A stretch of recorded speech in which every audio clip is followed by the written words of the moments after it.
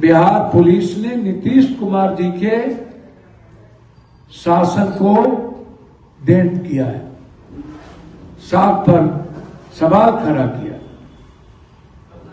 और दो महत्वपूर्ण एजेंसी बिहार की एसआईटी और सीआईडी, इससे बड़ी महत्वपूर्ण एजेंसी अब क्या हो सकती।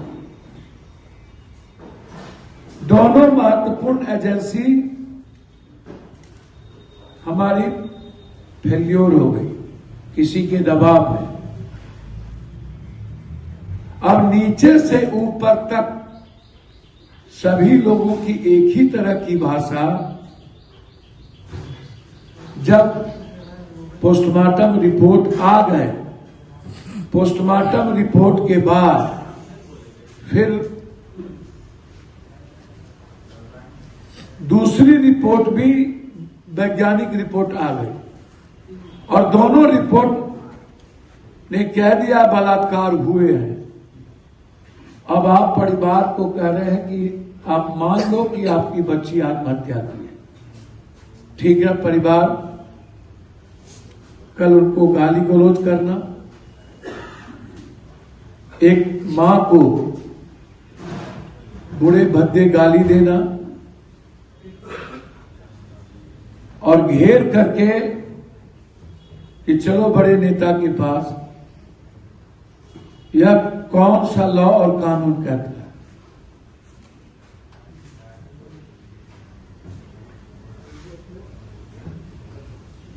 सभी की भूमिका की जांच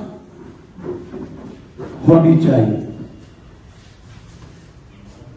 पिछले दरवाजे से बच्ची को क्यों ले जाएंगे?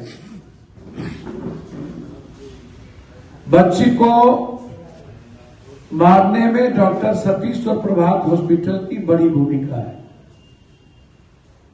उनकी पूरी समरी और रिपोर्ट की जांच व्यापक रूप से होनी चाहिए।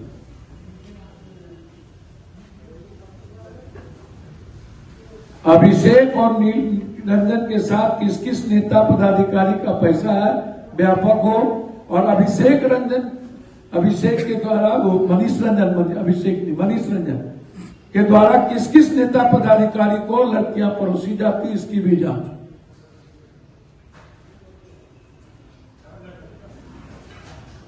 और इतने दिनों के बाद सम्राट जी और नीतीश जी आपको देर आए दुरुस्त आए, लेकिन आप इसको स्वीकार कर लिए हैं कि आपकी पुलिस बिल्कुल निकम्मी है, निर्दोष को फंसाती है, सही आदमी को जेल भेजती है, गलत आदमी को बचाती है। आपकी पुलिस पॉलिटिकल डाटा से अप्रभावित है। आपकी पुलिस राजनीतिकरण का एक उदाहरण हो गया है और सिर्फ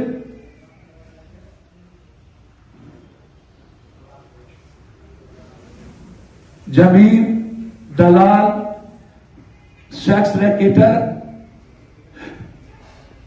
बालू, शराब माफियाओं को संरक्षण करती है और उसके से पैसे कमाती है। आज आपने उसको सीबीआई इंक्वायरी के लिए भेजा।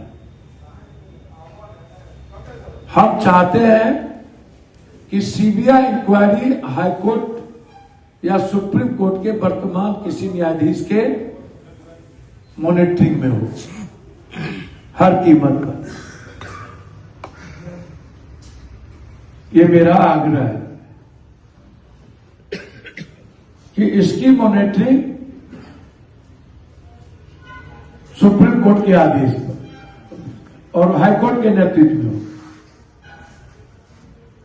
लगातार सदन में ये मामला मैं उठाता रहा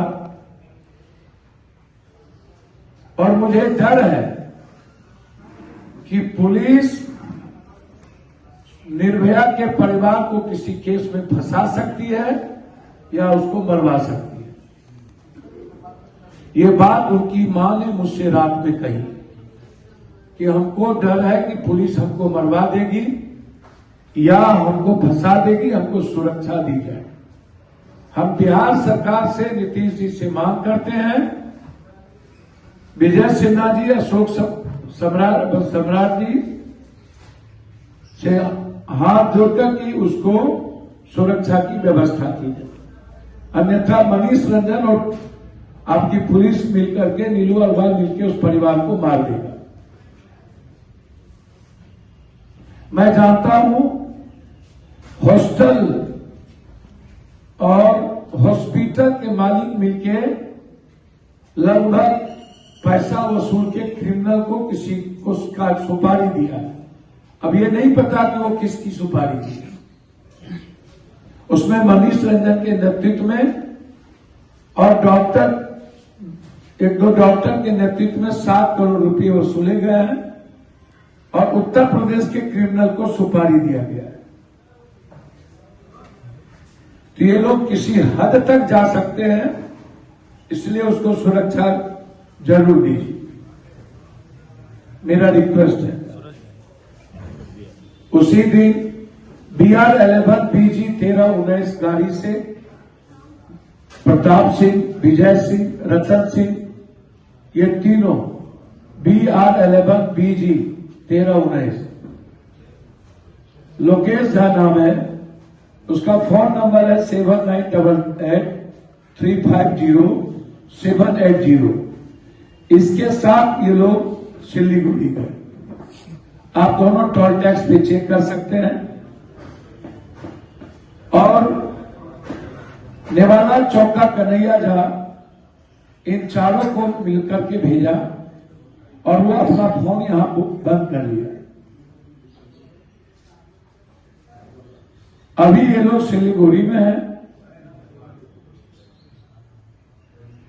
2 दिन ये सिलीगुड़ी में दोस्त के यहां रहे और उसके बाद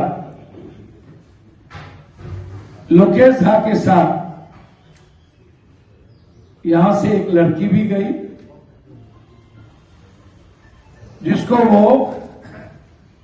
वो गलत तरीके से शारीरिक शोषण करते।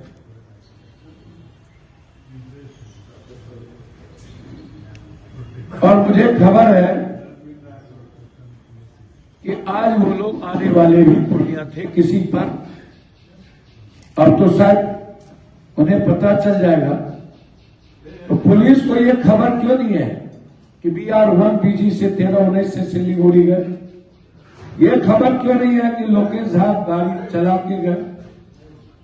गाड़ी बेलेनो थी। पहले लोकेश झा दारू बेचता था। नंबर बंद है 7988350780।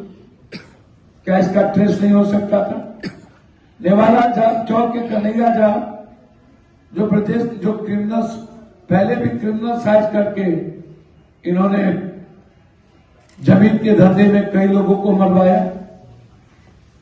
इसलिए मैं चाहूंगा यहां के माननीय DIG साहब से, SP साहब से दालकोला और दोनों सिलीगुड़ी चेक पोस्ट को देखा जाए और ये लोग सिलीगुड़ी में हैं और ये लोग इसमें इन्वॉल्व है और ले जाने में बेलेनो गाड़ी का इस्तेमाल हुआ, इसकी जांच की जाए। मैं चाहता हूं और किसी की हत्या हो इससे पहले इन्हें किन किन का संरक्षण प्राप्त है, मैं अभी नाम नहीं लूंगा, लेकिन मुझे पता है। मैं CCTV फुटेज और फोटो के साथ विजय, रतन, ब्रजेश, प्रताप, लोकेश और कन्हैया, इनका बड़े नेताओं के साथ आपको फोटो मैं अविलंब आपको दूंगा। ये लोग वहां क्या कर रहे हैं? बस। लेकिन हम विपक्ष के नेताओं से और विपक्ष के सारे MP से और विशेष तौर पर विजय सिन्हा जी से आग्रह करेंगे कि आप में थोड़ी भी सामाजिकता बची थी कि आप वहां गए और आप उस परिवार के साथ खड़े रहे। मेरा आग्रह है विजय जी उस परिवार को बचाइए। और मैं विजय बाबू से फोन पर बातचीत भी रात में किया कि उस परिवार की सुरक्षा करिए। मुझे उम्मीद है कि विजय बाबू डिप्टी सीएम साहब उस परिवार की रक्षा कर पाएंगे, न्याय दिला पाएंगे। मैं ऐसा मानता हूं। जो मेरी बातचीत विजय सिन्हा जी से हुई उसमें मुझे लगा कि विजय सिन्हा जी हर परिस्थिति में उस परिवार के साथ खड़े। उनके अलावे मैंने ना तो गिरिराज बाबू को कभी देखा और ना ही जाति के नाम पर वोट लेने वाले किसी नेताओं को देखा उस परिवार के साथ खड़े हुए। व्यापक और बड़ी लड़ाई लड़ने की जरूरत है। बेटी सुरक्षित नहीं है, बेटी पर निर्भक्ति गिर दृष्टि है। बेटी को बचाने की मुहिम पूरे प्रदेश के मां बाप और बहनों को करनी चाहिए और एक गाइडलाइंस की आवश्यकता